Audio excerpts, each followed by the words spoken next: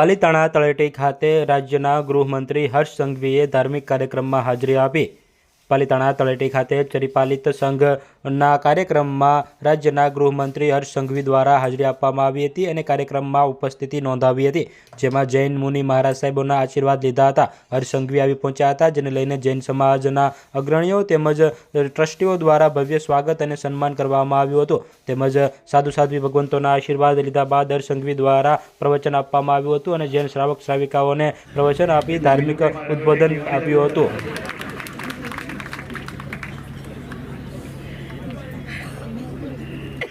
સવારની શક્તિ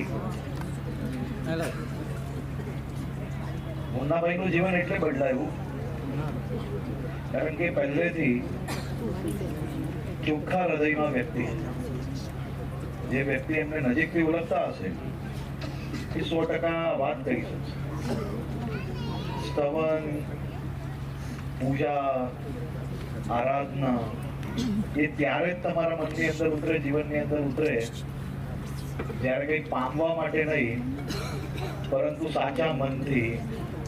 અને એમ કહેવાય ને કે મગજમાં કોઈ માંગ જોડે આપણે જ્યારે આ બધું કરીએ છીએ ને તો એ જીવનમાં ક્યારેય ના ઉતરે, પરંતુ સાચા હૃદયથી જ્યારે તમે કોઈ બી આરાધના કરો તો એ તમારા જીવનની અંદર બદલાવ જરૂરથી લાવતા હોય. એમનું જીવન જે બી હોય પરંતુ મન સારું હતું, ભાવના સારી હતી. એકદમ બધી જ મગજની જે અલગ અલગ જે વ્યાખ્યાઓ છે ને જે મગજ દ્વારા જે આપણે ઉત્પન્ન કરેલા પ્રશ્નો છે એને જો બાજુમાં રાખીને સાંભળશો ને તો જીવનની અંદર બદલાવ જરૂરથી આવશે. લાભ અને પેલું કહીએ ને આપણે નફો નુકસાન જો દરરોજ ગણશો ને તો ધર્મમાં કઈ પ્રાપ્ત ના થઈ શકે. મારે સામૂહિક કરવું છે આ પામવા માટે, તો એ પામવાની જે મજા આવશે એના કરતા સામૂહિક ખરા મનથી કરશો અને સામૂહિકની અંદર ઉતરશો તો જરૂરથી એની અંદર બદલાવ મળશે. પણ દરરોજ ડાયરીમાં લખશો આ કરવાથી આ પુણ્ય થશે ને આ કરવાથી આ પુણ્ય થશે, અને પુણ્યનો હિસાબ જો વ્યાજની જેમ કરવા બેસશો તો એમાં કઈ પુણ્ય બહુ પ્રાપ્ત નહીં થાય. એટલે હિસાબ બાજુમાં મૂકીને ખુલ્લા મનથી સાચા દિલથી કોઈ બી કામ કરીએ તો એની અંદર જરૂરથી એક બદલાવ મળે છે. અને માત્ર મુન્નાભાઈના એના જીવનની અંદર જે બદલાવ આવ્યો છે મેં બહુ નજીકથી જોયું છે. હું આ બધી જ વ્યાખ્યાઓ કોઈ તમને લોકો માટે નથી કહેતો, પણ એટલા માટે કહું છું કારણ કે એને જે રીતે ધર્મને પોતાના વ્યક્તિત્વમાં ઉતાર્યો છે, એ પચાવ્યો, એ બહુ મોટો વિષય છે.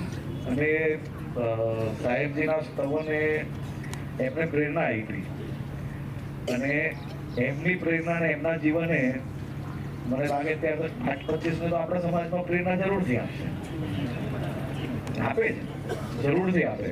અને મને વિશ્વાસ છે કે જરૂરથી આ બાબતે ઘણા લોકોની અંદર બદલાવ આવે.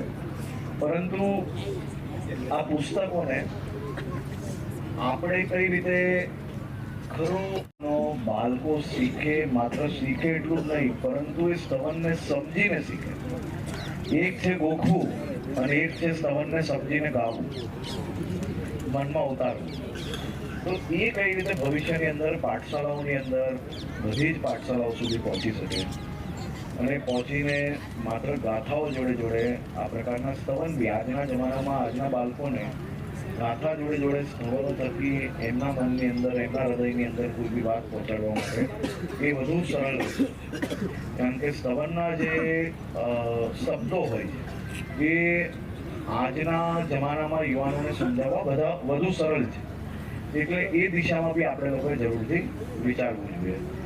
આપણે આ સંઘ થકી અહીંયા બેઠેલા જેટલા બી લોકો પોતપોતાના ટ્રસ્ટીમાં ચાલતી પાઠશાળાઓ છે, આપણે આખી દુનિયાની ચિંતા નથી કરવી, પરંતુ આપણા નજીકના સંઘોની અંદર, પાઠશાળાઓની અંદર આ સ્તવનોનો મતલબ એને સારી રીતે ઉતારવા માટે આપણે શું કરી શકીએ છીએ એટલી ચિંતા કરીએ તો આપણે જગ જીતી લઈશું.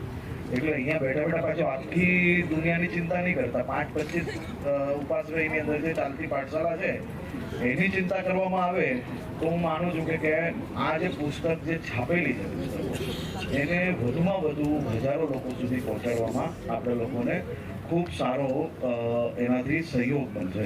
એટલે એવો બી પ્રયત્ન આપણે બધા ભેગા થઈને કરવાનો પ્રયત્ન કરવો જોઈએ. ફરી એકવાર પૂજ્ય ગુરુ ભગવંતના ચરણોમાં કોટી કોટી વંદન. અને બીજા તો વિષયોની ચર્ચા અને સંઘ માટે ખાસ આજે રાત્રે આપણે ચર્ચા કરીશું જ. પરંતુ આપ સૌ લોકોને આ સંઘની અંદર હું જાણું છું છેલ્લા કેટલાય દિવસથી બધા જોડે વાત થાય છે